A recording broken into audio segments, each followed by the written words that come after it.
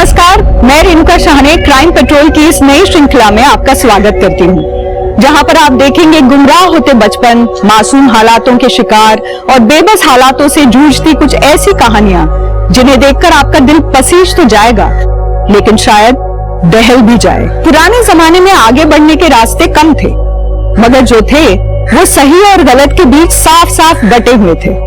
लेकिन आज जब सही और गलत के बीच की लाइन धुंधली पड़ चुकी है और युवाओं के सामने सफलता और तरक्की हासिल करने के बेशुमार रास्ते खुल चुके हैं, तो ऐसे में अंग्रेजी की कहावत too many options are also a problem सही साबित हो जाती है। परिस्थितियों से बचाने के लिए युवाओं का मार्गदर्शन जरूरी होता है, मगर ज्यादातर युवाओं को वो भी उपलब्ध नहीं होता, क्योंकि तकनीकी विकास ने भले ही देशों महाद्वीपों के बीच की दूरी कम कर दी हो, मगर घर के एक कमरे से दूसरे कमरे के बीच की दूरी बेइंतहा बढ़ा दी है। ऐसे में दो राहे पर खड़े ये युवा मार्गदर्शन के अभाव और अकेलेपन में अपराध की ओर बढ़ जाते हैं। सादिया, मैंने यूनिट एग्जाम में टॉप किया है और तू वाइन की बोतल ले आई। मेरी जान, अभी तो सिर्फ वाइन लाई हूँ। अगर फाइनल्स में टॉप किया होता ना तो वोडका पिलाती। सच में पागल है। अरे पहले टेस्ट कर, फिर बताती हूँ पागलपन क्या होता है। नहीं पागल का घर भी जाना है। सादिया नहीं ना यार। क्या हो रहा है यहाँ? सादिया सारी बोतल छुपा। क्या कर रहे हो तुम यहाँ पर? क्लासेस नहीं तुम्हारी? क्लासेस तो है, पर हम सबको ना भूख लग रही थी तो सोचा थोड़ी सी हवा खा ली जाए।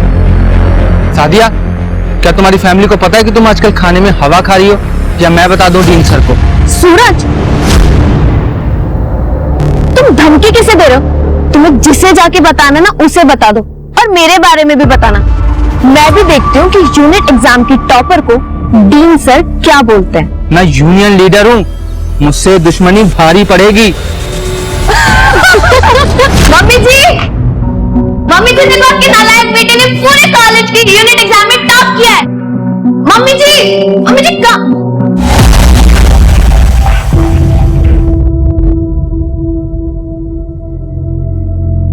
वेदिका, आओ बेटा। जी ये है हमारी लाडो। बेटा जी ये मनीष है और ये है उनके पिताजी, तुम्हारे रिश्ते के लिए आए हैं।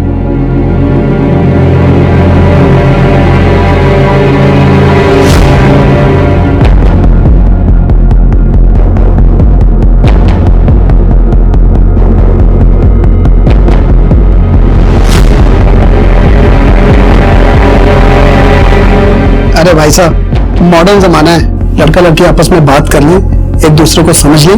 हाँ क्यों नहीं भाई साहब। अरे मनीष, वेदिका के साथ जाओ बेटा। वेदिका, शादी से पहले एक बात मैं पहले क्लियर कर देता हूँ। हमारी फैमिली कंजर्वेटिव फैमिली है और धार्मिक भी, सो शादी के बाद हमारे हिसाब से एडजस्ट करना होगा तुम्हें। लेकिन मैं तो 18 की भी नहीं हुई हूँ। हाँ, तुम्हारे पापा ने बताया था कि 6 महीने में होगी 18 की, तब भी करेंगे शादी, लेकिन उससे पहले ये सब फॉर्मेलिटीज भी तो जरूरी है। मेरी पढ़ाई चल रही है। हाँ तो कोई बात नहीं, जब तक शादी नहीं होती तब तक पढ़ लो जितना पढ़ना, उसके बाद मेरी बीवी बन के लाइफ एंजॉय करना आराम से। मैं कमाऊंगा और तुम खर्च करना।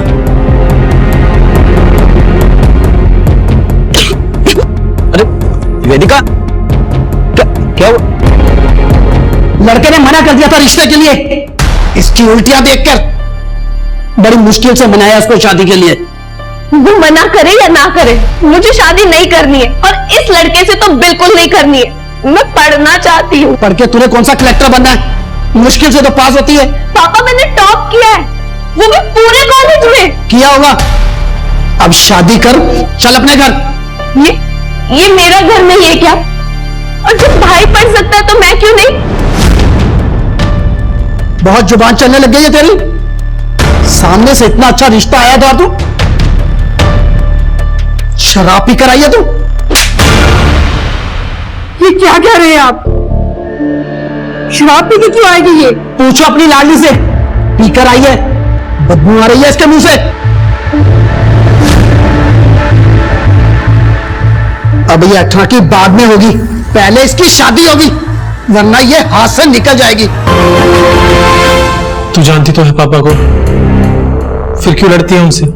भैया मुझे अभी शादी नहीं करनी है, मैं पढ़ना चाहती हूँ। भैया आप नहीं जानते मैंने टॉप करने के लिए क्या क्या किया है। क्या किया है? अरे पढ़ाई तो की है। नहीं भैया आप नहीं समझोगे, इवन कोई नहीं समझेगा। वेद तुम दोनों अंदर जाओ।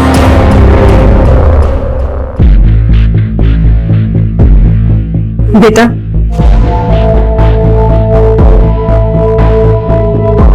मुझे सच सच बता, तुझे उल्टी क्यों हो रही थी? देख माल तो बहुत है और ऐसा मान है कि एक गोली में तेरा फोकस 4 गुना ज्यादा हो जाएगा, पर पैसा ज्यादा लगेगा। चाहिए तो बोल। हाँ भाई दो ना यार।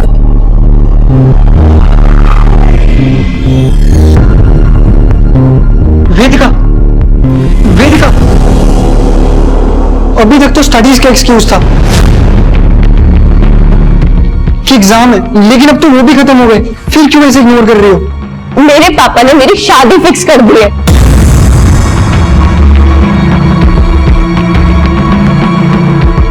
लेकिन वेदिका अंकल ऐसा कैसे कर सकते हैं? क्योंकि वो मेरे पापा हैं और मैं उनकी बेटी, तो वो कुछ भी कर सकते हैं। तुम्हारे पापा कुछ भी तुम्हारे ऊपर थोपेंगे और तुम उनकी बातें चुपचाप मानती जाओगी?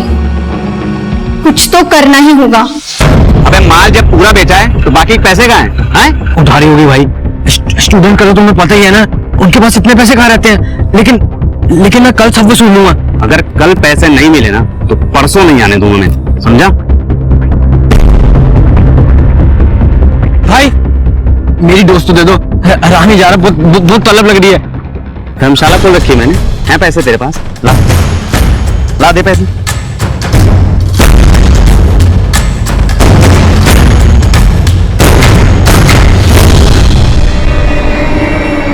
हेलो, जो तुम्हें चाहिए था मैं ले आया, पैसे पूरे लेकर आना। बेटा तेरी बहन अभी तक घर नहीं आई, पता नहीं कहाँ रह गई, उसका फोन भी नहीं लग रहा। तेरे पापा का भी आने का टाइम हो गया, अगर वो आ गए ना तो सारा घर सर पे उठा लेंगे। रुको माँ, मैं ट्राई करता हूँ। पता नहीं ये लड़की कहाँ पे रह गई। मनीष का भी फोन आ रहा था, वो भी चिढ़ा बैठा है। अरे भाई साहब मेरी बात तो सुनिए। अरे छोटी सी बात पे कोई शादी कैंसिल करता है क्या? अरे उसके मोबाइल की बैटरी डेड हो गई होगी, मैं बस घर पहुंच ही गया हूं, अभी बात करवाता हूं आपकी। हाँ मुझे थोड़ा टाइम दीजिए। वेदिका कहाँ है? वेदिका वो अभी तक आई नहीं। ये मनीष से शादी ना करने के उसके ड्रामे हैं, आज आने दो उसको। लेकिन पापा, हो सकता है वेदिका सच में किसी मुसीबत में हो, हमें कम से कम पुलिस को तो इन्फॉर्म करना चाहिए। चुप करो, कोई पुलिस को फोन नहीं करेगा, समझ गए?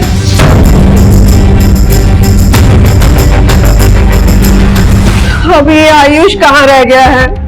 फोन करना उसको, बुलाओ उसे। सारा दिन पता नहीं अपने दोस्तों के साथ कहाँ घूमता रहता है।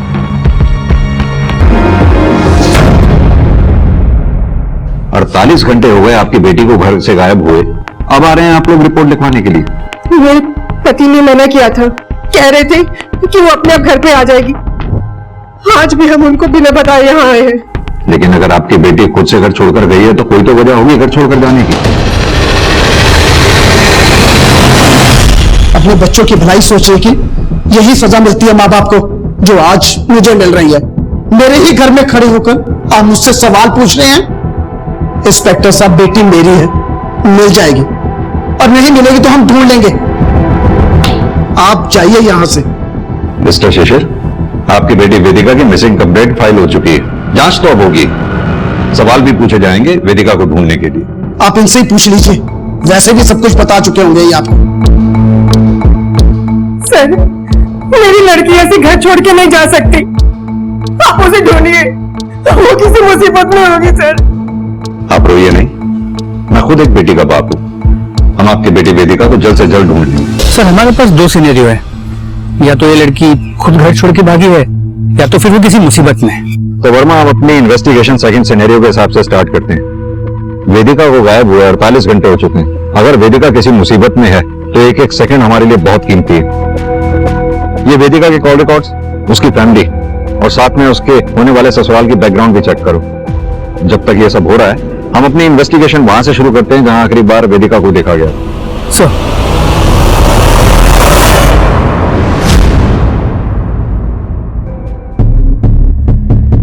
सर वेदिका मेरी कॉलेज की स्टूडेंट है, मिसिंग है। I am really worried for her, but believe me sir, Vedika की मिसिंग में कॉलेज का कोई कनेक्शन नहीं है। उसके साथ जो कुछ भी हुआ कॉलेज के बाहर हुआ। वैसे हम अभी किसी कंक्लूजन पर नहीं पहुंचे हैं डीन सर, पहुंचने की कोशिश कर रहे हैं। इसके लिए हमें वेदिका के फ्रेंड्स और टीचर से बात करनी होगी, शायद कोई यूजफुल इंफॉर्मेशन मिल सके। श्योर सर, मैं अभी पियून को बुलाता हूं।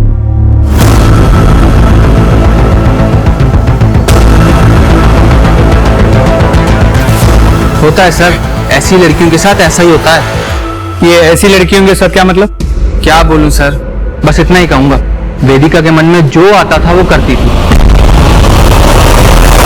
सर वेदिका बहुत खुश रहती थी और हम सब दोस्तों को वो अपनी मिमिक्री से हमेशा हंसती हंसाती रहती थी। लेकिन उसके पापा उसकी जबरदस्ती शादी करवा रहे थे। वो उससे बहुत परेशान थी। सर मैंने उसे समझाने की कोशिश भी की थी।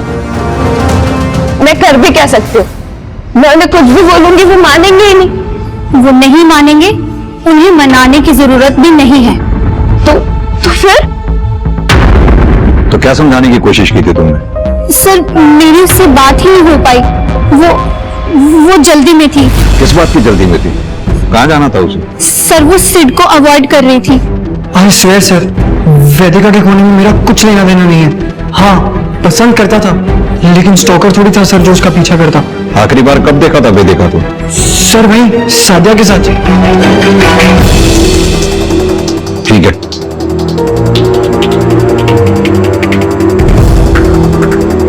वेदिका गलत तो सुन। क्या है सर, क्यों टाइम वेस्ट कर रहे हो? बस 20 मिनट। बोलो क्या काम है? यहाँ नहीं, यहाँ सब है।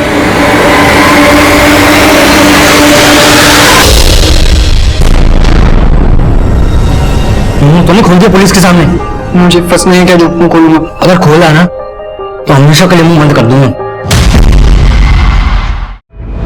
हमारी आखिरी बार वेदिका से कब बात हुई थी? शाम को बात हुई थी उस दिन। वेदिका वापस से फोन करने वाली थी मगर का कोई फोन नहीं आया और नंबर भी नहीं लग रहा था उसका। तो परेशान होकर मैंने उसके फादर को कॉल किया था। ये सब नाटक तो नहीं है तुम्हारा कि शादी कैंसिल हो जाए? कोई नाटक नहीं है मनीष। अगर मुझे पहले मौका मिला होता तो मैं पहले बता चुकी होती। पापा को बताया तो उन्होंने भरोसा नहीं किया, और अब तुम भी। मैं अभी भी नहीं सुनूंगा। मुझे पता है तुम झूठ बोल रही हो। तुम्हें क्या लगता है कि तुम एक झूठ बोलोगी और मैं तुम्हें छोड़ दूंगा? मनीष मुझे तुम्हें सच बताना था जो मैं बता चुकी हूँ। अब तुम्हें जो करना है तुम वो करो। वेदिका,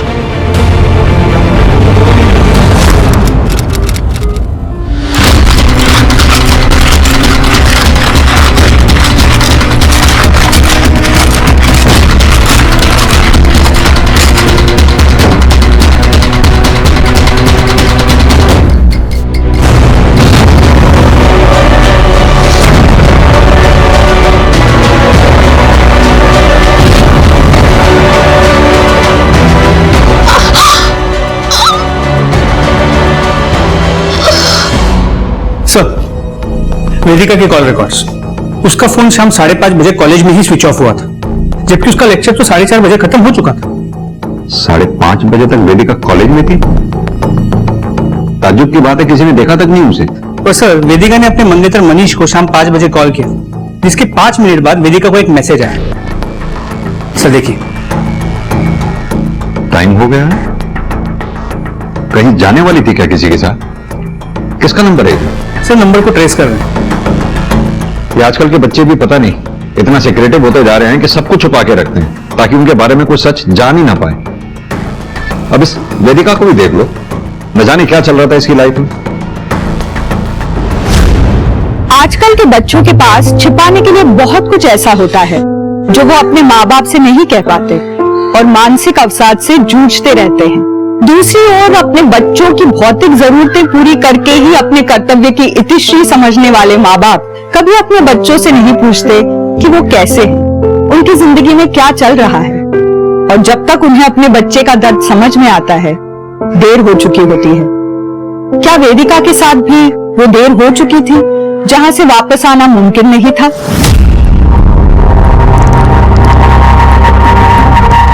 सर, वेदिका को जो मैसेज आया था वो एक वायर्ड मैसेज था, ऑलमोस्ट लाइक किसी बर्नर फोन से किया गया।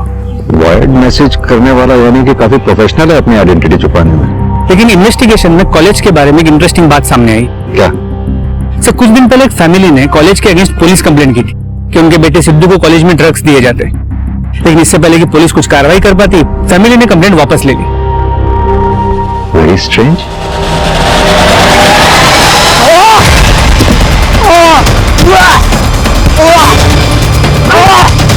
जाने दो मुझे, क्या किया मैंने?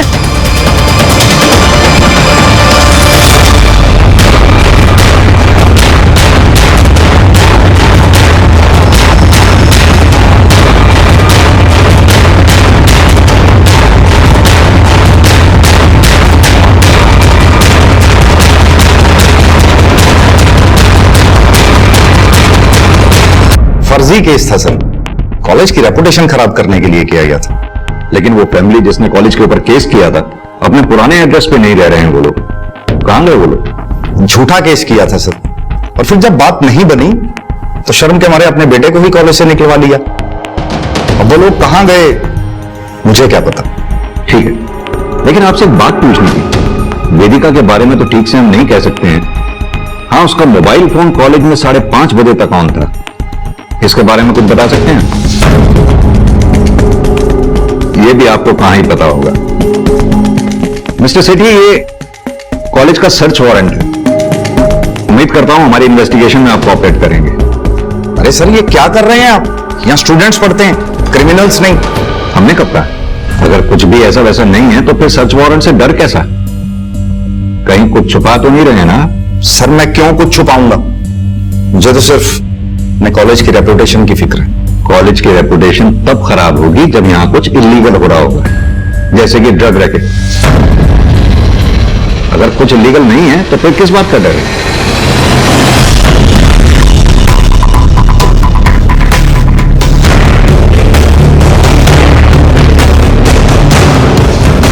सर, पूरे कॉलेज ने चुप्पी साध रखी है, ड्रग रैकेट के बारे में भी, और वेदिका की शाम 5:30 बजे तक कॉलेज में होने के बारे में भी। और गार्ड ने कुछ कहा? वेदिका कब निकली थी, कुछ देखा उसने?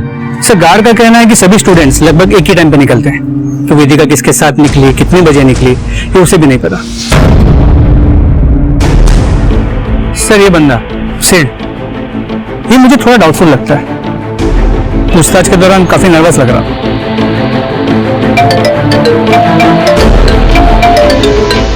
हेलो, कहां पर? ठीक है माते, सर एक डेड बॉडी मिली है। चलो।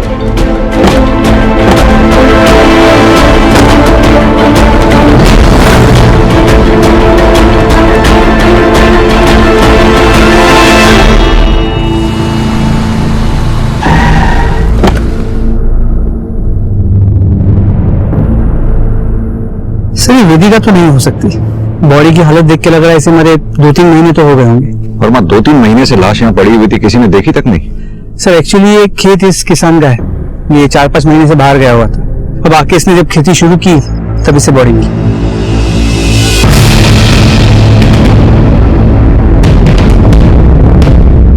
तुम्हें याद है 2-3 महीने पहले हमारे थाने में एक मिसिंग लड़की का केस आया था?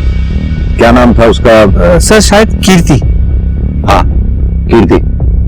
सर, कदकाठी मैच तो हो रही है, उसकी फैमिली से बात करें? नहीं, जब तक हम श्योर नहीं हो जाते तब तक फैमिली को इन्फॉर्म करना ठीक नहीं। वो फैमिली पहले ही इतना सब कुछ झेल चुकी है, फिर से उनके जख्म को रेतना ठीक नहीं होगा जब तक हम श्योर नहीं हो जाते।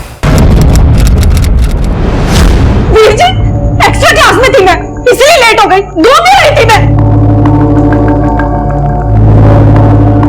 तुम्हारे लिए क्या घूमना और पढ़ना कीर्ति?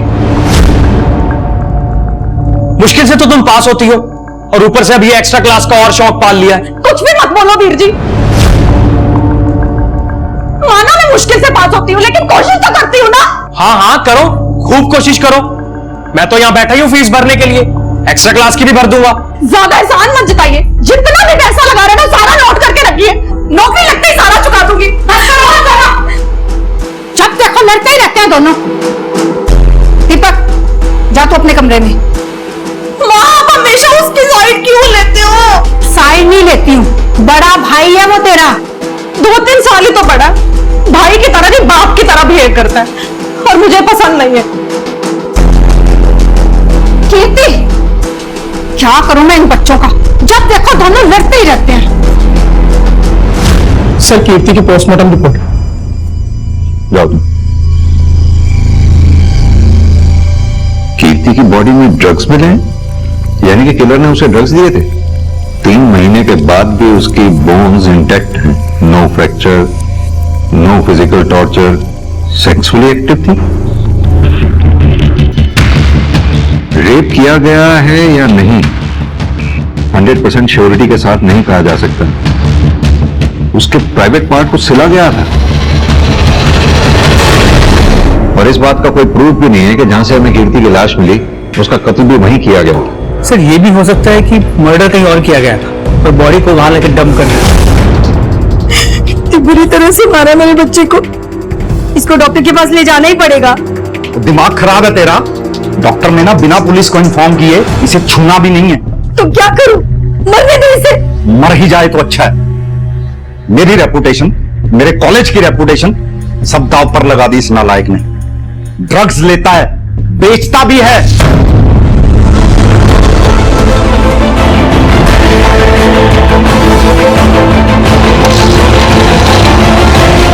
कहीं तूने ही तो ड्रग्स के चक्कर में वेदिका को कुछ कर तो नहीं दिया? कॉलेज में इसके कॉन्टैक्ट्स कौन है, ये किन्हें ड्रग्स बेचता था? सर अब तक कुछ भी नहीं बताया इसने।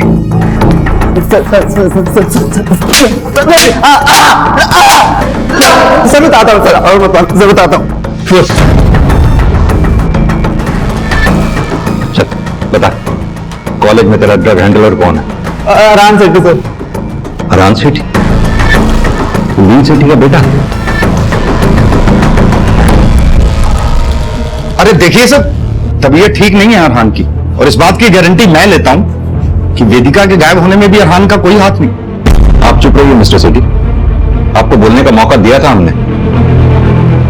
अरहान, सोनू की स्टेटमेंट है हमारे पास, उसके दिए ड्रग्स तुम कॉलेज में बेचते थे। देखो अरहान, अगर सच बोलोगे तो ट्रीटमेंट के लिए हॉस्पिटल जाओगे, और अगर चुप रहोगे तो जेल।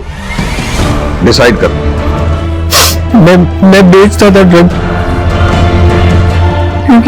क्योंकि मैं खुद एडिक्ट हूँ। डैड को प्राउड फील कराने के लिए मुझे स्टडीज में बेटर करना था सर, इसीलिए मैंने सोनू से ड्रग्स लेकर यूज करना शुरू कर दिया था। फिर धीरे धीरे मुझे ड्रग्स का एडिक्शन हो गया, पर जब ड्रग्स खरीदने के पैसे नहीं बचे तो मैंने बेचना शुरू कर दिया। वेदिका को भी बेचे थे तुमने ड्रग्स? वेदिका को तो क्या सर, किसी को बेचने के लिए मेरे पास ड्रग्स नहीं थे। सोनू ने पैसों की वजह से मेरी सप्लाई बंद कर दी थी।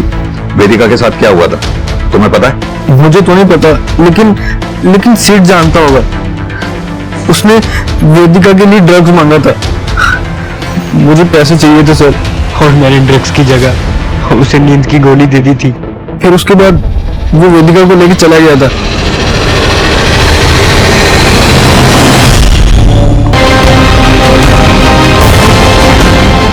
और उसके बाद मैंने वेदिका को नहीं देखा सर, वो अपने मंगेतर से मिलने चली गई थी सर। मैं सच बोल रहा हूँ सर, आज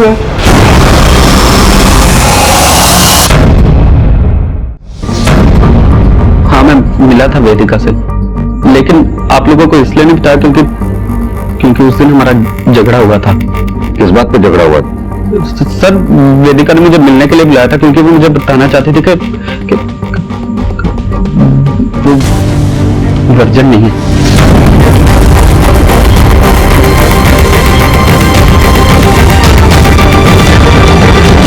और इस बात पे तुम्हें गुस्सा आया और गुस्से में आकर तुमने वेदिका का कत्ल कर दिया। सर क्यों फंसा रहे हो फालतू में? सर मैं तो जानता था कि वो झूठ बोल रही है क्योंकि वो शादी नहीं करना चाहते थे, मगर मैं समझ गया था सर। वो गुस्से में वहां से चली गई। वेदिका, मैंने बाद में उसे फोन किया था मगर उसका फोन नहीं मिला, तो गुस्से में आकर मैंने उसके पापा को कॉल कर दी। क्या कहा तुमने वेदिका के बाप से? वही सब जो वेदिका ने मुझसे कहा था।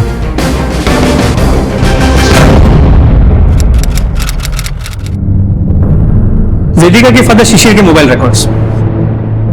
सर इसके मोबाइल की लोकेशन वेदिका और मनीष की मीटिंग पॉइंट से सिर्फ 10 मिनट की दूरी पे थी, अराउंड द सेम टाइम। और ये बात शिशिर ने अब तक हमें बताई भी नहीं। और तो और अपनी बेटी वेदिका की मिसिंग कंप्लेंट नहीं करने दे रहा था अपनी बीवी और बेटे को। सर एक और बात मुझे खटक रही है। अगर वेदिका ने मनीष को यह कहा था कि वो वर्जिन नहीं है, इसका मतलब उसकी लाइफ में कोई तो होगा, और इस आदमी के बारे में हमें अब तक कुछ भी नहीं पता है। हो सकता है यही मिस्ट्री पर्सन वेदिका को वायर्ड मैसेजेस भेजता हो। वर्मा, इस सादिया से सख्ती से पूछताछ करो। हो सकता है वो उस मिस्ट्री पर्सन के बारे में जानती होगी क्योंकि वो वेदिका की बेस्ट फ्रेंड थी। तब तक मैं वेदिका के फादर शिशिर से बात करके आता हूं। और हाँ, अपने कांस्टेबल्स को सिद्ध, मनीष और आरान, इन तीनों को सेल की लोकेशन को क्रॉस वेरीफाई करने के लिए बोलो। कुछ भी और लगे तो मुझे इन्फॉर्म करें। सर मनीष और उसकी फैमिली बहुत कंजर्वेटिव है, तो मैंने ही वेदिका को ये आइडिया दिया था मनीष को वर्जिन ना होने की बात बोलने के लिए, ताकि वो शादी के लिए खुद ही मना कर दे। वेदिका के लाइफ में कोई ऐसा लड़का था जिसके साथ वो इन्वॉल्व थी? सर पक्का तो नहीं बोल सकती, लेकिन मैंने उसे 1 महीने पहले बात करते सुना था। Please try to understand. मैं कैसे आ सकती हूँ रात को पापा रहेंगे घर पे। मैं आती हूँ। कौन था? अब था नहीं, थी मेरी एक फ्रेंड थी। अगर ये बात तुमने हमें पहले बताई होती तो इस तरह वेदिका को ढूंढने के लिए हम अंधेरे में तीर नहीं चला रहे होते। सॉरी सर वेदिका ठीक तो होगी ना? इंस्पेक्टर साहब, वेदिका बकवास कर रही है मनीष से शादी दिलवाने के लिए। कहीं चुप कर बैठी होगी, कुछ नहीं हुआ उसे। और आप अपना और मेरा टाइम खराब मत कीजिए। मेरे टाइम की चिंता आप मत कीजिए, अपने टाइम के बारे में सोचिए, जो जेल में भी कर सकता है अगर आपने वेदिका को जरा सा भी नुकसान पहुंचाया हो।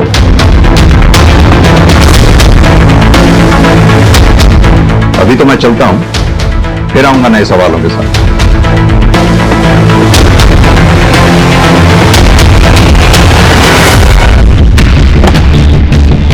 सर सादिया ने वेदिका को मिस्टीरियस कॉल का जो डेट और टाइम बताया था, उसे वेदिका के कॉल रिकॉर्ड्स के साथ क्रॉस वेरीफाई किया। सर ये फोन भी एक बर्नर फोन से किया गया था उस मैसेज की तरह। वर्मा, ये वेदिका को इस तरह के कॉल्स और वायर्ड मैसेजेस आना यही प्रूव करता है कि उसकी लाइफ में कुछ तो बहुत बड़ा चल रहा था।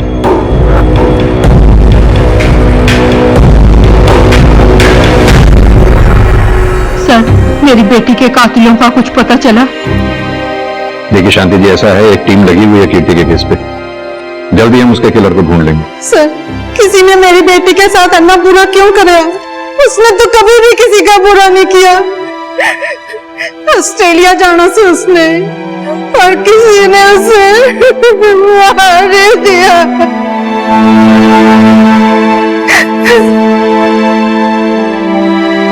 क्या अपडेट है कीर्ति के केस किया?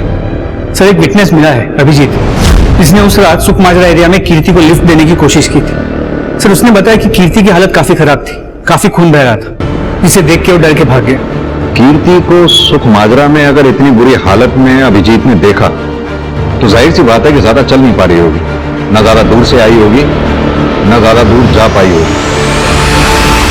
एक काम करो, अपनी एक टीम को उस एरिया के आसपास सर्च करने को कहो। उनसे कहो कि पता लगाए क्या कोई ऐसी जगह है जहां किसी को हॉस्टेज बना के टॉर्चर किया जा सकता है और किसी को पता भी ना चले।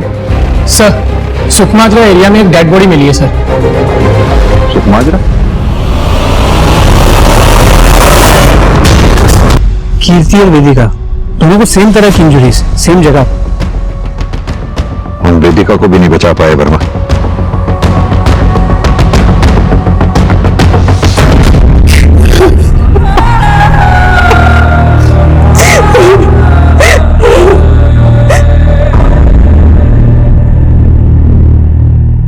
आप तो बहुत खुश हो गए ना, देविका भाग गई थी ना, नालायक थी ना वो। अरे वो मर गई है, अब तो खुश है ना, बहुत खुश है ना। माँ, खुद की गलती दिखाई नहीं देती आपको? कभी रोका था उसे कुछ करने से, कभी टोका था? जो मन में है वो करती थी। आज जब किसी ने मार दिया तो बाप को बोल रही हूँ। भैया, माँ की इसमें क्या गलती है? अब इसमें ना बोल, सारी गलती हमारी है, हमारी, जो इतनी आजादी दे रखी थी उसे।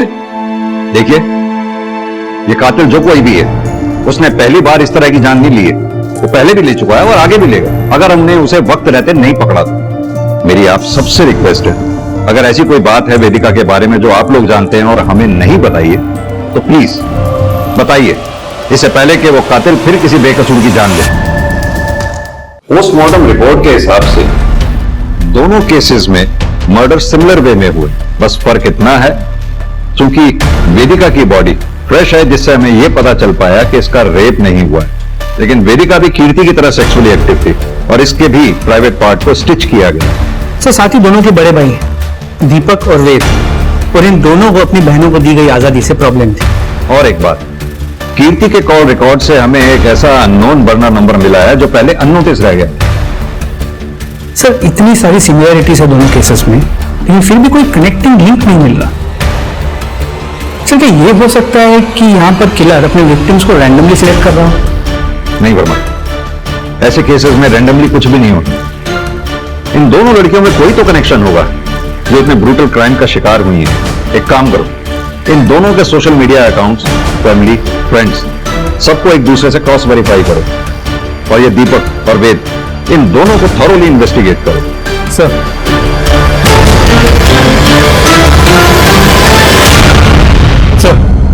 वेदिका और कीर्ति के बीच एक कॉमन कनेक्शन मिला है। दोनों ट्यूशन पढ़ती थी शर्मा ट्यूटोरियल्स में। मिसेस शर्मा, आपके कोचिंग सेंटर में वेदिका और कीर्ति एक ही क्लास में साथ साथ नहीं पढ़ते थे, तो जाहिर सी बात है वो एक दूसरे को जानती भी नहीं होंगी। हमें आपकी कोचिंग में पढ़ाने वाले सभी टीचर्स और स्टूडेंट्स की लिस्ट दिखाइए। अरे क्या हुआ? आप लोग? आप कौन? मैं सरिता का हस्बैंड हूँ और मैं भी यहाँ क्लासेस देता हूँ। सर, वेदिका और कीर्ति के क्लासेस में कोई कॉमन टीचर भी नहीं। हाँ, क्योंकि वेदिका आर्ट्स की स्टूडेंट थी और कीर्ति कॉमर्स की।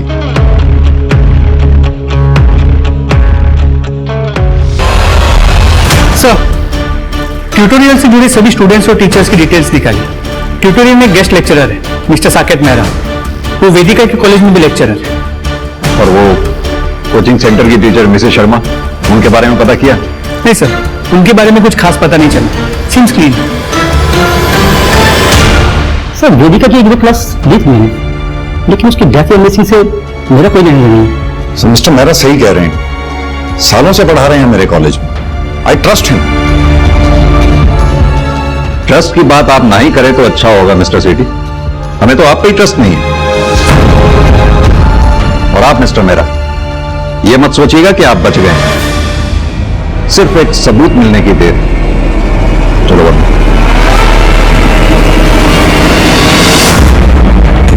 सर, कीर्ति को बर्नर फोन से जो वायर्ड कॉल किया गया था, वो सिम जिस दुकान से खरीदा गया था उसका पता चल गया। तुम बोलो या ना बोलो, लेकिन तुमने बर्नर फोन से बिना डॉक्यूमेंट के फर्जी सिम से न सिर्फ बालिग बच्चियों को बल्कि नाबालिग बच्चियों को भी कॉल्स और मैसेजेस किए हैं, जिनमें से 2 लड़कियों का मर्डर भी हो चुका है, कीर्ति और वेदिका का। इतनी चीजें काफी है हमारे लिए तुम्हें 10 दिन के रिमांड पे लेने के लिए, और एक बार रिमांड मिल गई ना तो वादा करता हूं एक एक सेकंड तुम्हारा 10-10 दिन के बराबर कर दूंगा। सर, मैंने मर्डर नहीं किया सर, मैं सच कह रहा हूँ सर। वर्मा, शर्मा जी की कैसेट अटक गई है, जरा इनकी कैसेट रिपेयर करो, मैं चाय पी के आता हूं। सर, चल सर बताता हूँ सर, मौका भी मत जाइए, बताता हूँ सर बताता हूँ। ये हुई ना बात, बैठ बता। सरिता की कोचिंग क्लासेस में बहुत सी लड़कियां ऐसी आती थी जो अच्छे नंबरों से पास होने के लिए कुछ भी कर सकती थी। कोचिंग के जरिए उन्हें कुछ ऐसे प्रोफेसर से मिला जो मजे लेने के लिए कुछ भी कर सकते थे। सर मैं तो बस प्यासे को दरिया से मिला रहा था सर, और उसमें थोड़े से पैसे कमा रहा था।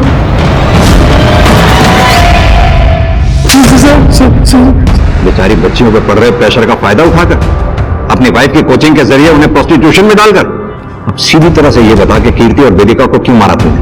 सर मैं उनको क्यों मारूंगा सर, उनको मार के तो मुझे नुकसान ही था ना, मैं तो उनसे पैसे कमा रहा था सर। सर मैं मर्डर नहीं हूँ सर, मैंने किसी को नहीं मारा सर।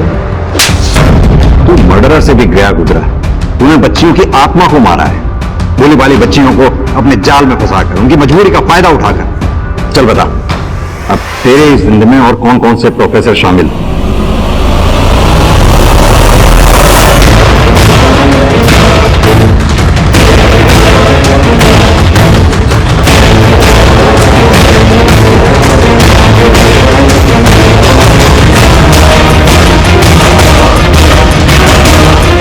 एक चीज हमसे छूट गई थी।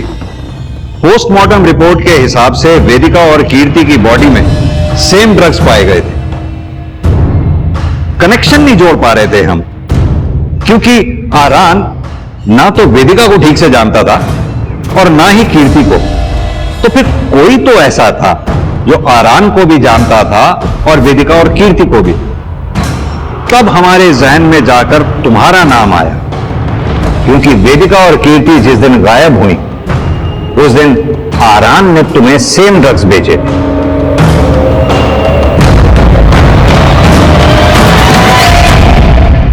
पहले हम तुम्हारे और कीर्ति के कनेक्शन को ठीक से नहीं जोड़ पा रहे थे, फिर आखिर पता चल ही गया कि तुम दोनों शर्मा ट्यूटोरियल्स में पढ़ते थे एक साथ। मैं ड्रग्स लेता हूँ सर, लेकिन जब वो सिर्फ एक कॉन्सिडेंस था कि मैंने उसी दिन आराम से ड्रग्स लिए थे, लेकिन सर मैंने किसी को मारा नहीं सर। मैं क्यों मारूंगा सर? कीर्ति को या वेदिका को सर? वेदिका तो सर मेरी बहन थी सर, उससे तो मैं बहुत प्यार करता था सर। देखा था हमने तुम्हारा प्यार वेदिका के लिए, कैसे तुम अपनी मां पर चिल्ला रहे थे वेदिका को आजादी देने के लिए। नहीं सर, तो मैं ऐसे ही चिल्ला रहा था सर कि पापा को गुस्सा ना जाए। अगर उनको गुस्सा आ जाता सर तो वो ना मेरी सुनते, ना माँ की और ना आयुष की। वो नाटक था सर, बस एक नाटक था सर। आप लोगों की हिम्मत कैसे हुई मेरे बेटे को अरेस्ट करने की? मिस्टर शिशिर, अपनी बेटी वेदिका पर चीखने चिल्लाने की बजाय अगर अपने बेटे पर ध्यान दिया होता तो आपको पता होता कि आपका बेटा ड्रग एडिक्ट है। और सिर्फ ड्रग एडिक्ट ही नहीं, आपकी बेटी वेदिका के मर्डर में प्राइम सस्पेक्ट भी है ये।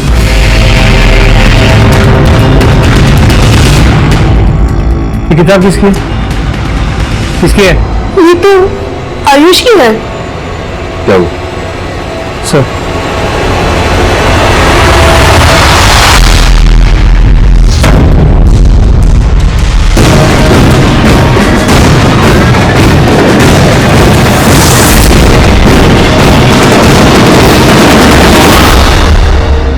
भैया की कोचिंग में देखा था कीर्ति को पहली बार, देखते ही प्यार हो गया था। और जब उसने टॉप किया वो तो खुश थी, मगर मैं उससे भी ज्यादा खुश था। उसे कंग्रेचुलेट करना चाहता था मगर भाई के सामने नहीं कर सकता था, इसीलिए मैंने उसका पीछा किया।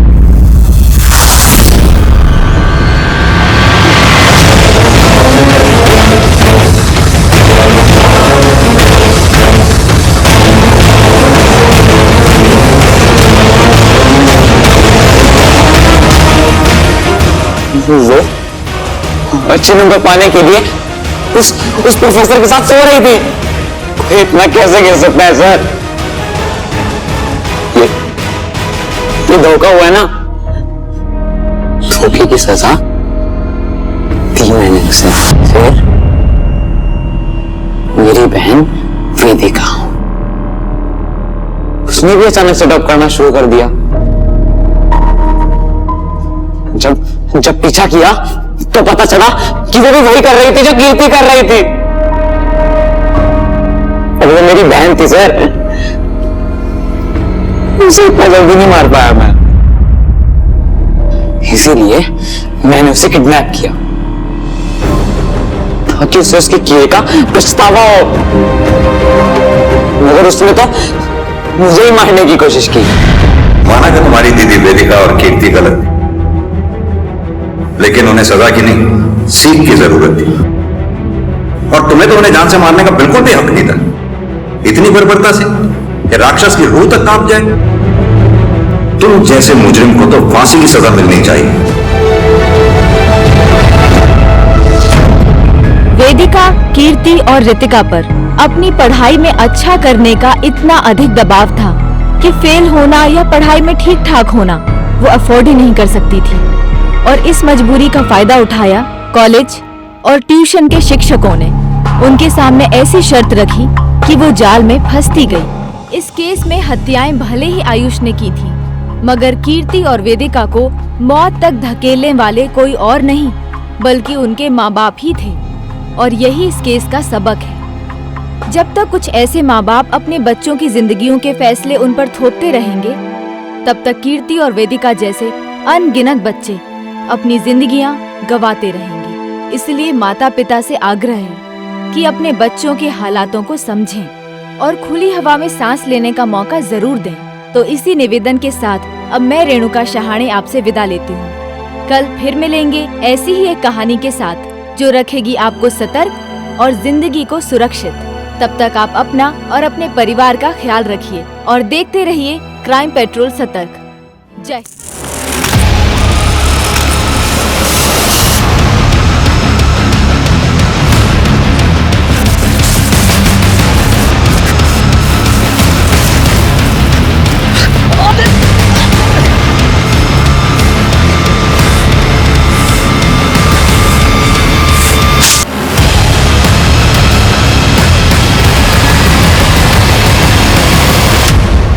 नमस्कार, मैं रेणुका शहाणे क्राइम पेट्रोल सतर्क के इस नए अध्याय गुमराह बचपन में आपका स्वागत करती हूँ। हमारी सोच और कल्पना की भी एक दुनिया होती है, लेकिन ये हमेशा जरूरी नहीं होता कि हम जो सोचे वो सच हो जाए।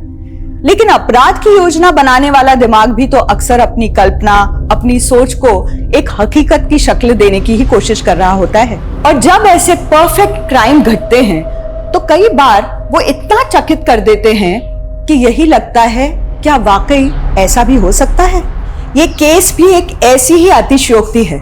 जो हुआ था वो बेहद ही संगीन जुर्म था, लेकिन जिस तरह से हुआ था वो अकल्पनीय था। हर मोड़ पे ऐसा प्रतीत हो रहा था जैसे अपराधी ने कोई ऐसा क्राइम थ्रिलर लिख डाला था जिसमें इंसानी जज्बात और हैवानियत का हर वो रंग था जिसने कई हंसती खेलती मासूम जिंदगियों को बेरंग कर दिया था। तो प्रसून जी, आपने अपनी इस नॉवल के अंदर एक क्रिमिनल को ग्लैमराइज किया है, मतलब ये बुक क्रिमिनल पे है? जी नहीं फ्रेंड्स, मेरी ये नॉवल मेरा अस्तित्व एक ऐसी औरत की कहानी है जिसे अपने पति की शक्ल पसंद नहीं थी। उसने अपने पति के सर को काट के फेंक दिया और उसके जैसे ही दिखने वाले एक और आदमी की तलाश की। The myth of 7 doppelgangers exist in the universe, जिसका मतलब है एक ही शक्ल के 7 लोग इस धरती पे होते हैं। Interesting plot. एक पर्सनल सवाल, क्या आपकी बीवी को आपकी शक्ल पसंद है? वेल फ्रेंड्स, मेरी बीवी तो एक जर्नलिस्ट है। अब उसे मेरी शक्ल पसंद है या नहीं, आई डोंट नो, लेकिन हाँ, वो इस समाज का चेहरा जरूर बदलना चाहती है। सुमन, तुम तो अपने पति की तरह फ्रिक्शन लिखने लगी। वो इतना मेरे से पसंद है? सर, लगता है आपने मेरे पति की किताबें नहीं पढ़ी। उनका कंटेंट हमेशा रियल लाइफ से इंस्पायर्ड होता है। और सर रही बात मेरी, तो मैं भी हमेशा सच ही लिखती हूँ। You mean Gonda murder case में एक भैंस को बांधने वाली रस्सी का गायब करना क्रिमिनल का षड्यंत्र है? यस सर, उसी भैंस की रस्सी से उस विक्टिम के हाथ पैर बांधे गए थे जिसकी लाश मिली है। और सर मेरे पास प्रूफ है उसके लिए, ये देखिए, ये देखिए सर।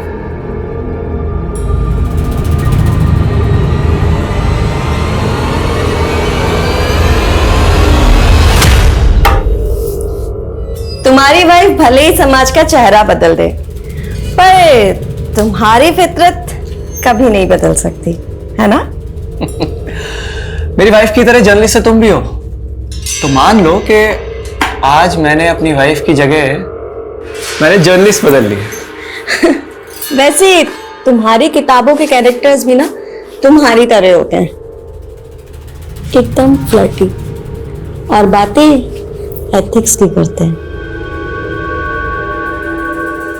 कोई भी गुनाह तब तक गुनाह नहीं होता जब तक वो कानून की नजर में ना आ जाए। और जो रिलेशंस रजामंदी से बनते हैं ना, वो गुनाह नहीं होते हैं।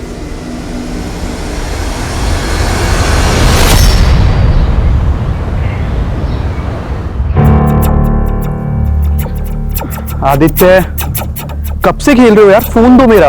नो। अरे दो ना, मुझे घर निकलना है। फोन दो मेरा। आदित्य, आदित्य, गोविंद का फोन दो। फोन दो गोविंद का। मम्मा। चलो। थैंक्स। चलो अंदर, चलो चलो अंदर। सारा दिन मोबाइल पर लगे रहते हो। ये देख आलिया को हर वक्त पढ़ाई में ध्यान रखती है। चल अब अपनी बुक्स उठा। अरे छोड़ो ना मम्मी, मुझे ना पापा जैसे राइटर बनना है ना आपके जैसे जर्नलिस्ट। तो मुझे पढ़ने की क्या जरूरत? I want to become a gamer. अरे वाह, कितना एम्बिशियस बेटा है मेरा। So you want to be a gamer, हाँ? यस डैडी, मुझे दुनिया का सबसे बेस्ट गेमर बनना है। Yes, proud of you champ. वैसे तुम्हें पता है, तुमने अपने डैडी को उनकी अगली नॉवल का आइडिया दे दिया, द गेमर। कैसा है? बहुत अच्छा है। हाँ, वैसे भी तुमसे बड़ा गेमर तो कोई हो ही नहीं सकता है। प्रसून, एक काम क्यों नहीं करते हो? तुम अगला नॉवेल खुद पे लिख डालो, देखना बहुत चलेगी। वो तो चलेगी, लेकिन फिलहाल इस प्रसून को अपनी अगली नॉवल की लॉन्च पे कॉन्सेंट्रेट करना है, फिर से बाहर जाना है। प्रसून, तुम्हें पता ना कि तुम पूरे 3 दिन बाद लौटे हो? अगले 3 दिन और गायब रहना है, सिर्फ शक्ल दिखानी। प्रसून, क्या देख रहे हो? बुक्स लेकर आओ, अपनी पढ़ाई करो। गेमर बाद में बनना।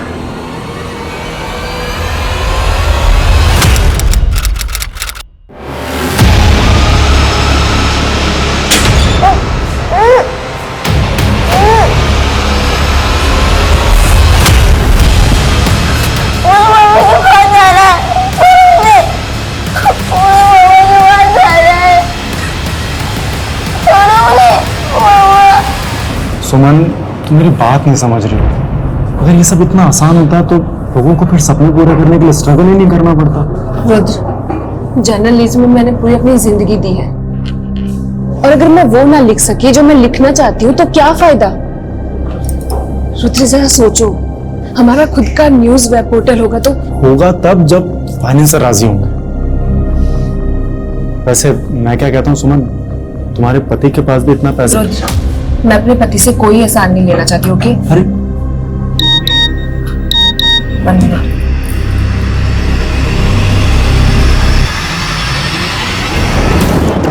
आप पीछे हटिए, पीछे। सर, एक रागिनी ने लाश देखी तो हमें कॉल किया। आइए सर। सर, लाश को देख के लगता है कि किसी ने इसका गला दबाया है। और सर, पास में हमें एक रस्सी भी मिली है। हो सकता है इसी रस्सी से इसका गला दबाया गया हो। बॉडी पे एक्सटर्नल इंजरी के कोई मार्क्स भी नहीं है? नहीं सर, कोई मार्क्स नहीं है। सर, हमें एक कार मिली है, लावारिस कार। सर, शायद इसी कार से लाश डंप की गई है। क्रिमिनल इस कार को यहीं छोड़कर चला गया होगा। या सर, यह भी हो सकता है कि यह कार चोरी की हो। हाँ, लेकिन यह भी तो हो सकता है कि ये कार इसी लड़की की हो। कार में कुछ मिला? इस कार के पेपर वगैरह? नहीं सर, कार में कुछ नहीं मिला। मैंने अच्छे से चेक कर लिया है और कार की डिटेल निकालने के लिए भी बोल दिया है। सर, ये देखिए। सर, पासर भाई ने तो सिर्फ एक औरत की लाश देख के कॉल किया था, लेकिन यहाँ तो एक बच्चा भी है। बल्कि बच्चे को यहीं लाकर मारा गया है। लेकिन सवाल ये देखो, ड्रैगिंग के मार्क्स, और ये मार्क्स सिर्फ यहीं तक है, यहां से आगे नहीं है। इसका मतलब यह है कि बच्चे को यहां लाकर मारा गया है, और यहां से घसीट के सवाल यह उठता है कि दोनों लाशों को अलग अलग जगह पर डंप क्यों किया गया। Excuse me sir. हेलो, सुमन सिंह? ठीक है सर, वो कार किसकी है ये पता चल गया। वो कार जर्नलिस्ट सुमन सिंह की है। जर्नलिस्ट सुमन सिंह?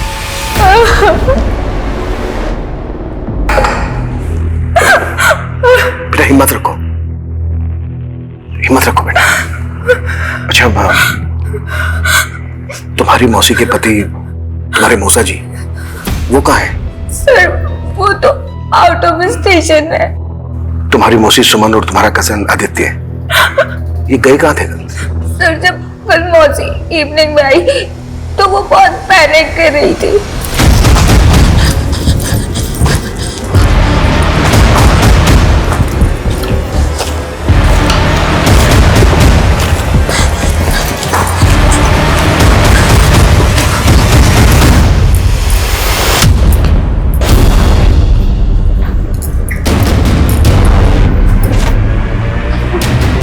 मौसी तुम्हारी मौसी अपने साथ गन लेकर गई थी और बहुत सारा कैश भी, लेकिन बेटा गई कहाँ थी? उन्होंने कुछ नहीं बताया। कल से मौसी का और आदित्य का सर कुछ भी नहीं पता चल रहा। मैंने मौसा जी को भी कॉल किया लेकिन उन्होंने भी मेरा फोन नहीं उठाया। अच्छा बेटा, तुम हमें अपने मौसा जी का नंबर दो। Officer, you are responsible for the law and order of this city. Please बताइए किसने मारा है मेरी बीवी और बेटे को। हम इन्वेस्टिगेट कर रहे हैं।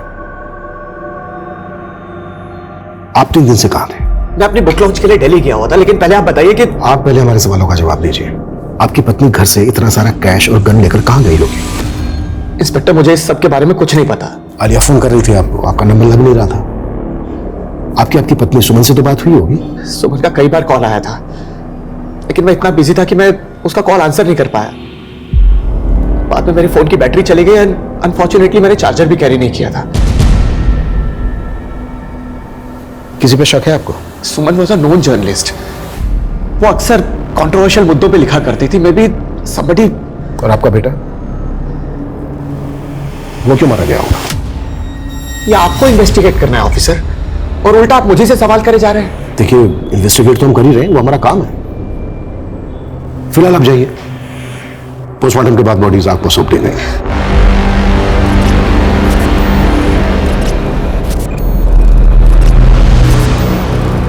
ये आदमी सस्पेंस थ्रिलर नॉवल लिखता है, हमें इसका सस्पेंस पता करना है। फोन की बैटरी चले जाना, चार्जर कैरी ना करना, कहीं इसकी कुकडअप स्टोरी तो नहीं है? पता करो इसका इसकी बीवी के साथ रिश्ता कैसा था। सर। हेलो, जर्नलिस्ट सुमन के मर्डर की वजह जानना चाहते हो? आप कौन? उसका लैपटॉप चेक करो, वजह ही वजह छिपी है।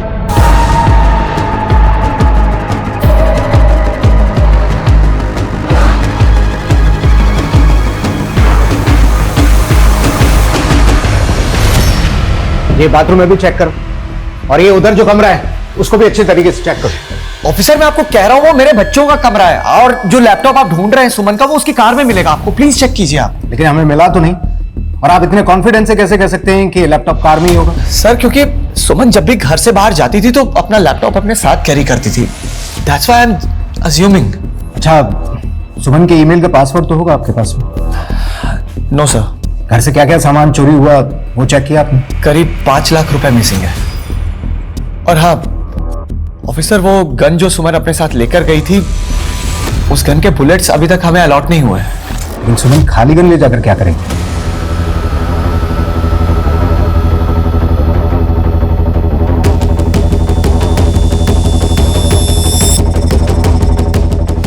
सर, कांस्टेबल यादव को जो कॉल आया था वो मायापुरी के एक पीसीओ से था, लेकिन ये मालूम नहीं चल रहा कि वो कॉल किसने किया था। सर, कहीं कोई हमें सुमन के लैपटॉप में उलझा के भटका तो नहीं रहा?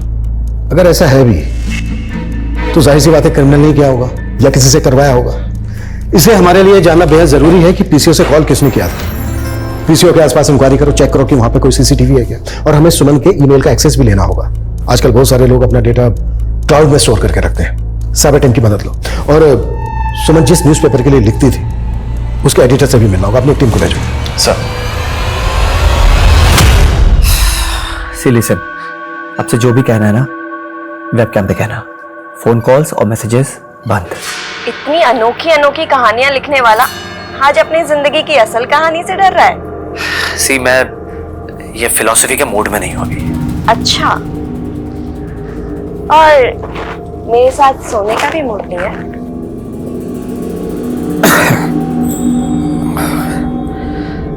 सी, वर्तिका, अच्छा, अगर मैं तुम्हें कहूं कि मैंने तुम्हें एक्चुअल में रिकॉर्ड कर लिया तो? व्हाट? अरे बाबा, मजाक कर रही हूँ। देखो वर्तिका, तुम कौन है?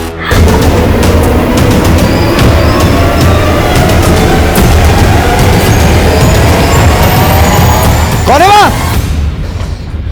क्या हुआ मौसा जी?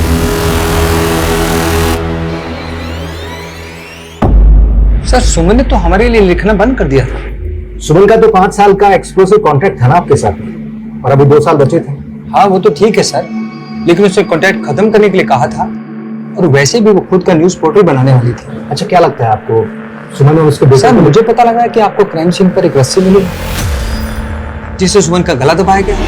सर, दरअसल सुमन मोना मर्डर केस की स्टडी कर रही थी, जहां एक भैंस को बांधने वाली रस्सी से विक्टिम को बांधा गया और बाद में उसको मर्डर कर दिया गया। भैंस को बांधने वाली रस्सी? क्या केस था? होंडा का केस है सर, क्रिमिनल भी काफी पहले पकड़ा जा चुका है। मैंने अपने करियर में कई केसेस ऐसे देखे हैं कि जिन मुद्दों को हम लाइटली लेके छोड़ देते हैं, बाद में केस का असल मुद्दा वही निकलता है। एक होंडा केस की फाइल मेरे कैबिनेट में भिजवाओ। और सर, हमने उसके स्कूल से लेकर घर तक काफी पूछताछ की, लेकिन पता ही नहीं चल रहा है कि वो और उसकी माँ उस दिन गए कहाँ। सर,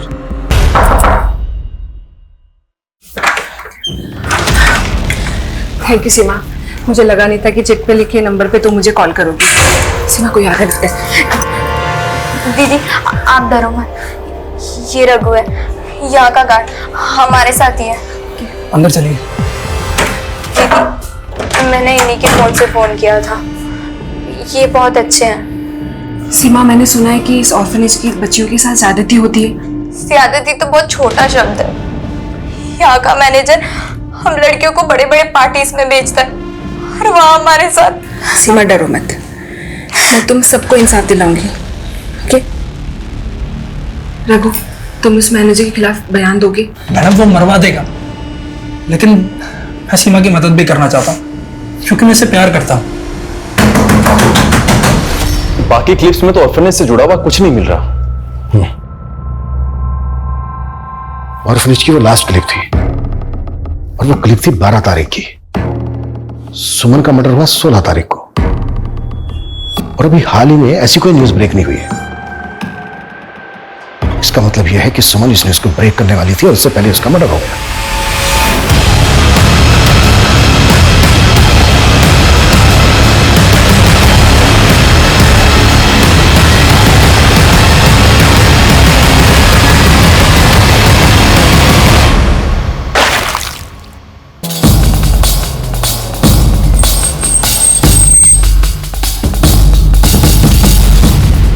सर, इस जर्नलिस्ट के मर्डर के बारे में मैंने सुना था। ये लेडी हमारे एनजीओ के बारे में कुछ आर्टिकल लिखना चाहती थी कि हम लोग किस तरीके से यहाँ पर बच्चों की सेवा करते हैं। आपके एनजीओ में एक सगु नाम का गार्ड था, हमें पता चला कि वो सुमन के टच में था। सर, वो तो अचानक नौकरी छोड़कर भाग गया। हमें शक है कि रघु सुमन और उसके बेटे आदित्य के मर्डर में इन्वॉल्व है। उसकी सारी डिटेल दीजिए। सर, इस मैनेजर ने जो रघु का पता दिया था वो गलत निकला। मैनेजर को उठा लें? कोई फायदा नहीं होगा। ये मैनेजर बोलेगा कि रघु ने ही गलत एड्रेस दिया होगा। ये साबित करने की कोशिश करेगा कि रघु क्रिमिनल एक्टिविटी से जुड़ा हुआ है, इसलिए गलत एड्रेस दिया होगा। मैनेजर पर नजर बना के रखो, इसके द्वारा ही हमें रघु और सीमा की लीड मिलेगी, और ये दोनों ही सुमन और उसके बेटे आदित्य के मर्डर का राज खोलेंगे। सर, सुमन के पति का कहना था कि मर्डर के वक्त उसका फोन बंद था, लेकिन मिडनाइट को उसने सिंगापुर की अपनी लीडर से बातचीत की थी। उस वक्त तो दिल्ली के एक होटल में था एक लड़की के साथ। हाँ था, मैं लड़की के साथ। तो क्राइम सीन पे तो नहीं था ना? ये पूछ के साबित क्या करना चाहते हैं आप? एलिबाई स्ट्रॉन्ग करके सुपारी किलिंग। ये दिमाग तो नहीं खराब हो गया? आवाज नीचे। दरअसल इंस्पेक्टर साहब, मैं आप पे नहीं, मैं खुद पे फ्रस्ट्रेट हो रहा हूं। मेरी अयाशी ले डूबी मेरी बीवी सुमन और बेटे आदित्य को। जो भी बोलना चाहते हो साफ साफ बोलो। मेरे लिए तो सब साफ हो गया इंस्पेक्टर। दरअसल बात यह है कि उस दिन मेरा बेटा आदित्य किडनैप हुआ था, और सुमन उसके रैंसम के पैसे लेकर गई थी और मारी गई। व्हाट? जी, यह मुझे आज ही पता चला है। उस दिन सुमन मुझे बार बार कॉल करती रही, लेकिन मैंने उसका कॉल उठाया नहीं। उसके बाद उसने मुझे कई वॉइस मैसेजेस भी भेजे थे, जो मैंने उस दिन चेक नहीं किए। लेकिन आज सुने, मेरा फोन क्यों नहीं उठा रहे हो? Call me back immediately. Aditya का किडनैप हुआ है। किडनैपर्स ने मुझसे 5 लाख रुपए की रैंसम मांगी है। सुमन रैंसम के पैसे लेके के गई और अगर सुमन को रैंसम के लिए कॉल आया होता तो उसके सीडीआर में दिखता, लेकिन उसके सीडीआर में हमें ऐसा कोई कॉल नहीं दिखा। इंस्पेक्टर साहब, आप बोल रहे हैं कि मेरी बीवी सुमन एक जर्नलिस्ट थी, और जर्नलिस्ट के अक्सर दूसरे सीक्रेट नंबर भी होते हैं। शायद उसी नंबर पे रैंसम का कॉल आया होगा। सुमन का दूसरा नंबर है तुम्हारे पास? सर, मैंने कहा दूसरा सीक्रेट नंबर, वो सीक्रेट रखते हैं, फैमिली मेंबर्स को भी नहीं बताते। लेकिन शायद रुद्र को पता होगा। कौन रुद्र? सुमन का। इंस्पेक्टर साहब, मुझे शक है कि जिस तरह मेरे दूसरी औरतों के साथ रिलेशन रहे, मेरी बीवी सुमन और ये रुद्र भी। सिर्फ एक आवाज के बेसिस पे हम ये नहीं मान सकते कि जो प्रसून कह रहा है वही सच है। लेकिन सर वो आवाज हूबहू सुमन की लग रही है और वो वॉइस मैसेज भी उसी के नंबर से आया। शायद तुमने प्रसून की किताबें नहीं पढ़ी है। उसके क्राइम थ्रिलर उसके बयान से भी ज्यादा घुमावदार होते हैं। मुझे लगता है कि वो हमें घुमा रहा है। आई स्ट्रांगली फील वो इस मर्डर में इन्वॉल्व है।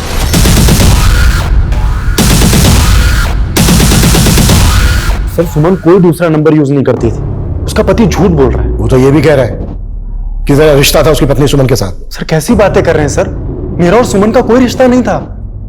सर, मैंने आपको फोन किया और आप मुझ पे शक कर रहे हैं। पीसीओ से कॉल तूने किया था? जर्नलिस्ट सुमन के मर्डर की वजह जानना चाहते हो? लेकिन सुमन का लैपटॉप तो हमें मिला नहीं, और तूने कॉल करके कहा था कि उसकी मौत का कारण उसके लैपटॉप में मिलेगा। सर, एक्चुअली सुमन एक ऑर्फनेज को इन्वेस्टिगेट कर रही थी। लैपटॉप में उसी की क्लिप थी। मैं और सुमन मिलके एक न्यूज पोर्टल लॉन्च करने वाले थे, और वो ऑर्फनेज की न्यूज ही हमारी पहली पब्लिश न्यूज होती।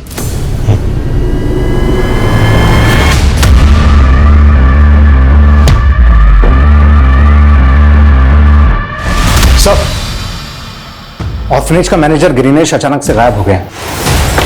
व्हाट? मैंने कहा था ना उसमें नजर रखना। कैसे गायब हो गया वो? शायद घर के पिछले दरवाजे से। तो खड़े क्या कर रहे हो यहाँ पे? पता करो कहाँ गायब हो सकता है वो।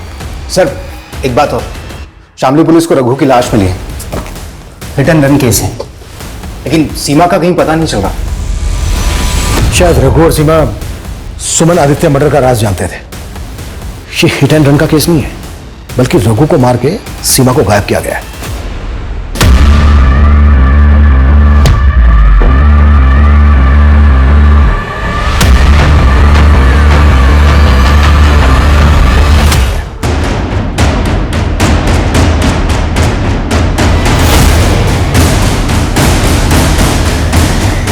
सर, हमें यहाँ एक सरकटी लाश मिली है। आइए सर। और लाश के पॉकेट से हमें एक आईडी मिली है जो प्रसून की है सर। सर, हमने आसपास काफी सर्च किया, लेकिन कहीं भी कटा हुआ सर नहीं मिला। हाँ सर, लेकिन यहाँ से 500 मीटर दूर पे हमें एक कार मिली है जो प्रसून की है। उस तरफ? जी सर। गाड़ी में कुछ ब्लड वगैरह मिला क्या? नहीं सर, कार एकदम क्लीन है। लेकिन सर, आदित्य की किडनैपिंग, रैंसम और सुमन के वॉइस मैसेज के बाद में हो सकता है ये प्रसून की एक नई साजिश हो। अपने आप को मर्डर चार्जेस से बचाने के लिए किसी की लाश को डूब करके भाग गया होगा। एक फेमस बुक ऑथर अपने आप को इस तरह से गायब करे, इस पे यकीन करना थोड़ा सा मुश्किल है। पर कभी कभी गुनाहों की दुनिया किताबों की दुनिया जैसी काल्पनिक लगती है। क्या ये भी इसी तरह का अपराध है? रिपोर्ट आने में बहुत टाइम लगेगा। तब तक तुम ये पता करो कि प्रसून का कोई जानने वाला गायब है क्या, जिसकी कदकाठी उस सरकटी लाश से मैच करती है। Okay sir. सर, आप मुझे बेकार में परेशान कर रहे हैं। अगर ये सब प्रसून ने किया है तो मैं इसमें इन्वॉल्व नहीं हूँ। आफ्टर ड्यूटी आप क्या करते हैं, इट्स योर प्राइवेट लाइफ, और सबकी प्राइवेट लाइफ किसी क्राइम से नहीं जुड़ी हो सकती। आप जा सकते हैं। सर, इस ऑर्फनेज की लड़कियों की लिस्ट देखिए। इसमें एक नाम आलिया का भी है। आलिया? कौन, वो सुमन की भतीजी? Yes sir. लेकिन उसका नाम इस लिस्ट में कैसे हो सकता है? मेरे पेरेंट्स की मौत के बाद मैं अपने चाचा चाची के साथ रहने लगी थी, लेकिन मैंने मेरी चाची को कभी ये बात नहीं बताई। लेकिन उनको ये बात पता चल गई और उन्होंने मुझे ऑर्फनेज में भेज दिया। ये ऑर्फनेज वाले तुम्हें पार्टीज में भी भेजते थे क्या? तुम मेरा मतलब समझ रही हो ना मैं क्या पूछा? नहीं, मैं वहां 1 महीना रही थी, लेकिन मेरे साथ ऐसा कभी नहीं हुआ। लेकिन सीमा बताती है कि उसके साथ ये सब होता रहता था। और जब मैं मौसी के साथ यहाँ घर आई तो मैं उन्हें ये बता नहीं पाई, और जब मैंने एक दिन उनको ये बताया तो वो वहां पर इन्वेस्टिगेट करने लगे।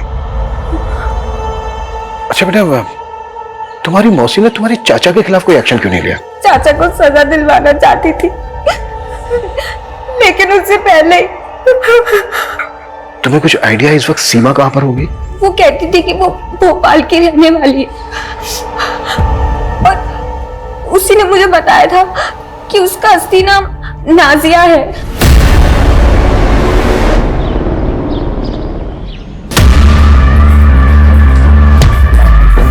मैं दरवाजे पर ताला लगाकर जा रहा हूं, बाहर निकलने की कोशिश भी मत करो, समझी?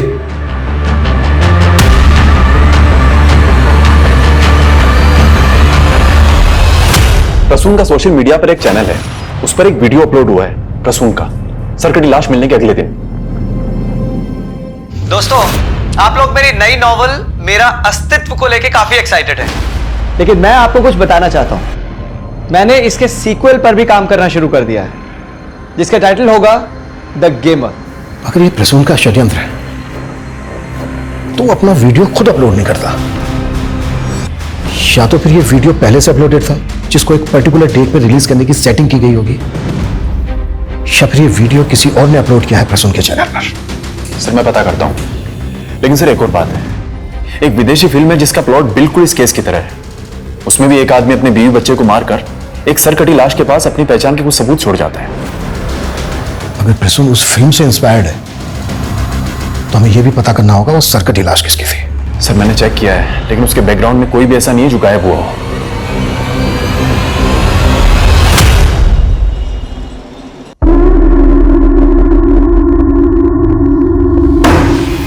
चल खाना खाने। क्या हुआ, तू चौंक क्यों गया? नहीं कुछ नहीं। तो चल जल्दी खाना खाने आ जा। मम्मी कुछ पैसे चाहिए थे। आज सुबह तो 500 रुपए दिए थे, इतनी जल्दी खत्म हो गए? चल अभी खाना खाने आ जा। सर मैंने कभी आलिया का रेप नहीं किया, वो तो सर उसका पालन पोषण भारी पड़ रहा था, इसलिए हमने उसे अनाथ आश्रम में छोड़ा। आप चाहे तो आलिया की चाची से पूछ लीजिए साहब। वो तो तुझे बचाएगी पर तू बचेगा नहीं। तेरी करतूत बाहर ना जाए इसलिए तूने सुमन को मार डाला। नहीं सर, हमने किसी को नहीं मारा, और साहब वो तो प्रसून और सुमन भी मान नहीं थे साहब। वो प्रसून का सुमन की बहन के साथ चक्कर था, और आलिया प्रसून की बेटी है, इसी वजह से मेरे बड़े भाई ने सुसाइड किया और फिर आलिया की मां भी चल बसी। घुमा रहा है मैं झूठ नहीं बोल रहा साहब, ये तो प्रसून के पुराने कांड थे, उसने कई महिलाओं की जिंदगी बर्बाद की है साहब, और शायद उन्हीं में से किसी ने उसके परिवार के साथ ऐसा किया हो। गगन तू मेरे कमरे चोरी? तू चोरी कर रहा है? ड्रग्स? तो तुझे ड्रग्स लेने के लिए 2 लाख रुपए चाहिए थे? हाँ? माँ मुझे लेके जाने दे। अरे ऐसे कैसे ले जाने तू? पेट पे उठते क्या पैसे? माँ जाने दे। माँ गगन! भोपाल पुलिस ने सीमा का फोटो आइडेंटिफाई किया है। उनका कहना है कि कोई और नहीं नाजिया है, और नाजिया के अब्बू नाजिया की अम्मी को मारकर खुद फांसी चढ़ गए थे। उसके बाद नाजिया की कस्टडी उसके मामू अफजल के पास आ गई थी। अफजल? यस सर, और इस अफजल का फोटो भी मिला है। ये अफजल कोई और नहीं, ऑर्फनेज का मैनेजर ग्रीनेश ही है।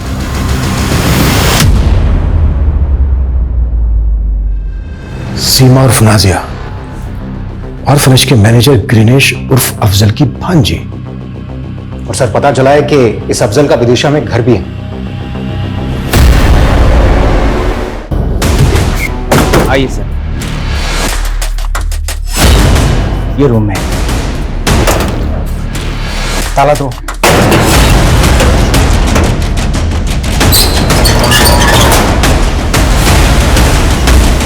पूरे घर को अच्छी तरीके से चेक करो।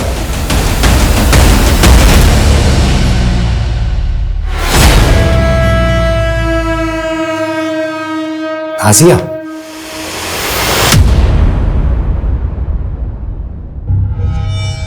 मामू मुझे वहां बंद करके गए थे, मुझे नहीं मालूम वो कहाँ है। और तुम्हें ये तो मालूम होगा तुम्हारा मामू अफजल और फ्रिज में ग्रीनिश बन के रह रहा था, और तुम सीमा चल कर रहा था ये। मैं अपने ही मामू की कठपुतली बन के रह गई थी। वो मुझे उस अनाथ आश्रम लेके गए और बाकी लड़कियों के साथ मुझसे भी धंधा। रघु को मुझसे हमदर्दी थी, वो मुझे बचाना चाहता था।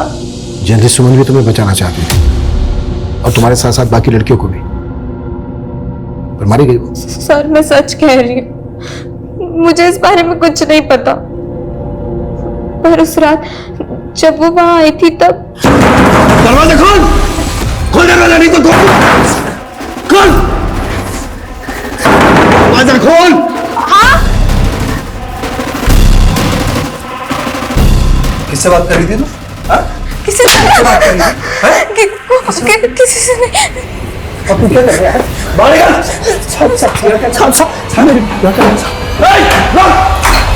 मामू को सब पता चल गया था, फिर उन्होंने मुझे और रघु को अलग कर दिया,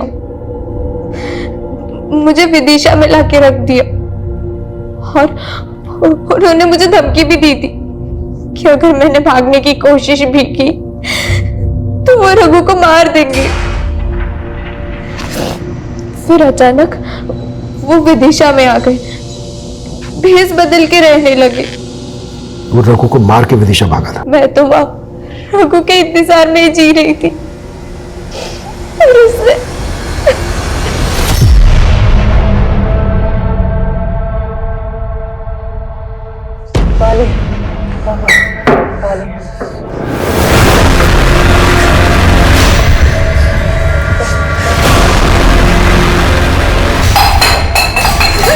पानी वानी कुछ नहीं मिलेगा इससे। तड़पने दो और तड़पने दो, तड़प दो।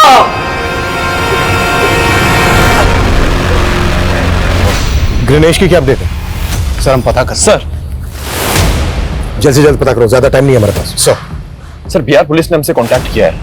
5 साल पहले दरभंगा में ठीक इसी तरह का क्राइम हुआ था जो उस विदेशी फिल्म से इंस्पायर्ड था। एक आदमी अपनी बीवी बच्चे को मारकर एक सरकटी लाश वहां छोड़कर भाग जाता है। बाद में पता चला कि उसका डीएनए ही अलग है। सर वो क्रिमिनल अभी तक फरार है। लेकिन बिहार पुलिस ने हमसे कांटेक्ट क्यों किया? सर दरभंगा में जिस आदमी ने क्राइम किया था उसका नाम राकेश है। उसका भाई वही रहता है आज भी।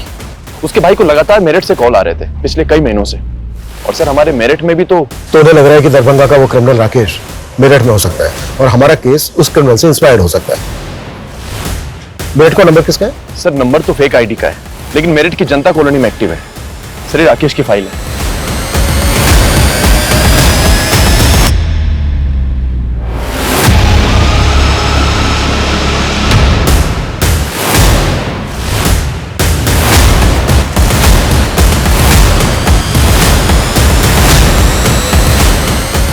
सुनिए, ये इनको कहीं देखा है, पहचानते हैं? ये तो रोहित भाई है, अभी अभी सिगरेट लेके गया। किधर गए? इधर गया।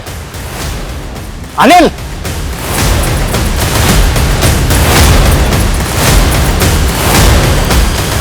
रोहित उर्फ राकेश।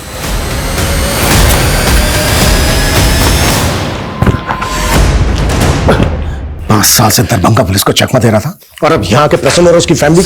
एक दिन गुस्से में उसका खून कर बैठा, और मजबूरी में मुझे अपने बेटे को भी मारना पड़ा। फिर मैंने उन दोनों की लाश फेंक दी।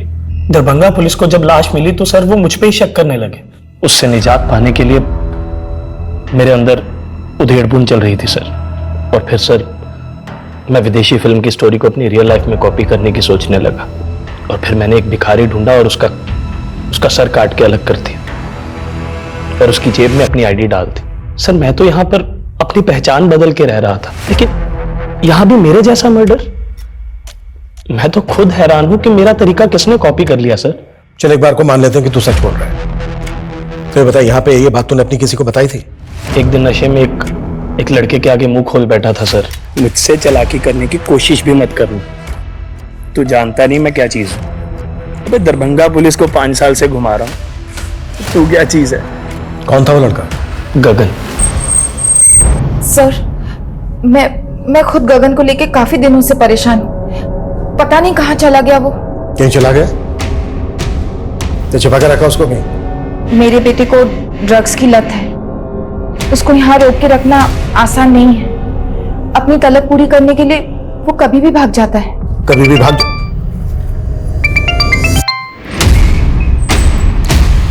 हाँ मनीष बोलो। सर, रोहित उर्फ राकेश के मोबाइल में गगन और एक बच्चे का वीडियो मिला है। वीडियो? जी सर। सर, एक और बात है, 3 दिन पहले साहिबाबाद पुलिस को गगन की लाश मिली थी।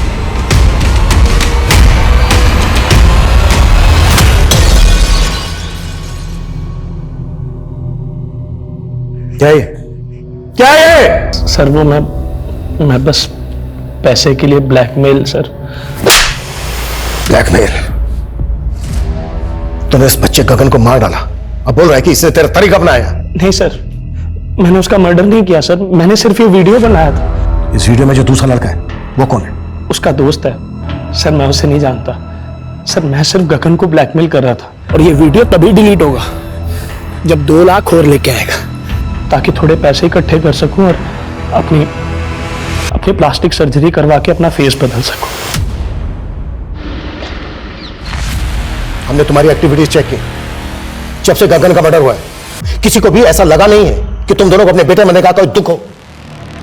गगन की लाश मिलने से पहले से तुम्हारे घर से चीखने चिल्लाने की आवाजें आ रही थी, और ये तुम साहिबाबाद के एक सीसीटीवी में कैप्चर हुए। हमने ही गगन को मारा और कुछ नहीं किया। ड्रग्स लेता था तो इसका मतलब यह है कि तुम उसका... ड्रग्स लेता था तो क्या अपनी मां का रे?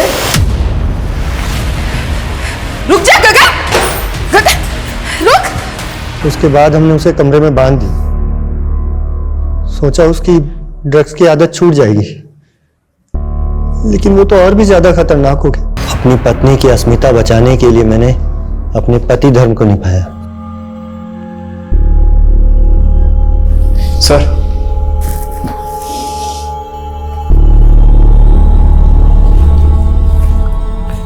हाँ मनीष। सर, वीडियो में दिख रहे उस दूसरे बच्चे का मालूम चल गया है, वो गगन के स्कूल में पढ़ता था।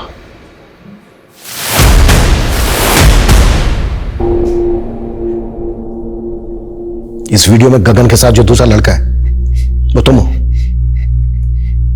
चुप क्यों अब? सर, वो गगन नशे में पागल हो जाता था और मैं भी। सर, फिर गगन ने मुझे बताया वो आदमी ब्लैकमेल कर रहा था, उसे पैसे नहीं देते तो वो वीडियो अपलोड कर देता। सर, रोहित ने 8 लाख रुपए लिए गगन से। इतना सारा पैसा कहां से आया तुम लोगों के पास? सर, वो गगन का माइंड था सर। उसके दोस्त ने बोला कि आदित्य को उठा लेंगे तो। गगन का कौन दोस्त? सर, उसको मैं नहीं जानता सर, वो बस उसका नाम मालूम है, गोविंद।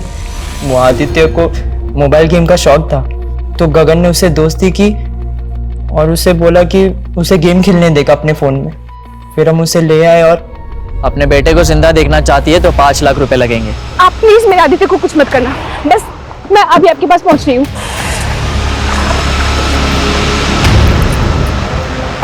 मोबाइल और लैपटॉप बेच के जो पैसे मिले वो गगन ने रोहित को दे दिए। और प्रसून? मैंने कुछ नहीं किया सर, और वो गगन ने जो भी किया वो गोविंद के कहने पे किया था सर। तुमने सब पैक कर लिया ना? हाँ कर लिया है। कुछ रहा तो नहीं? नहीं नहीं, चलो चलो।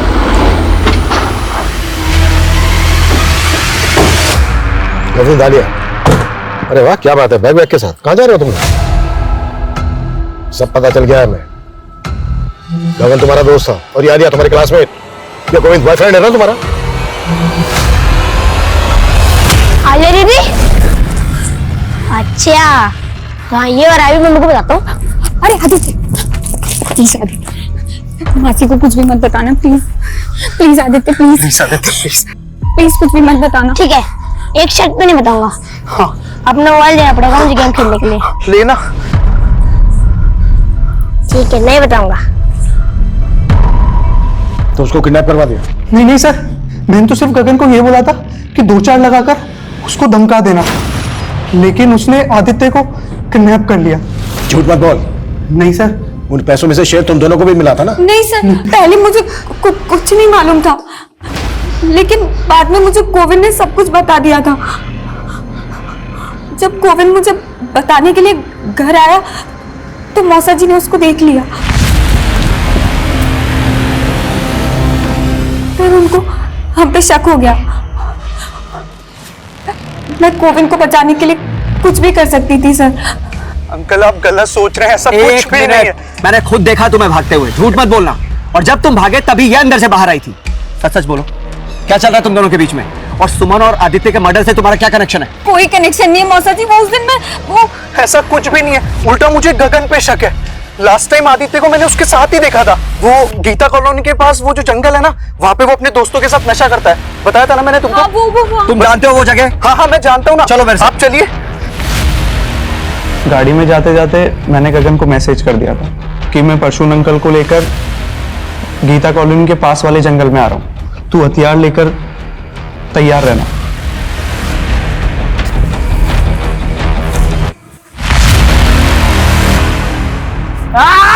ओए, क्या कर रहा है तू? तुम लोग ये ठीक नहीं कर रहे हो, पागल हो गए क्या?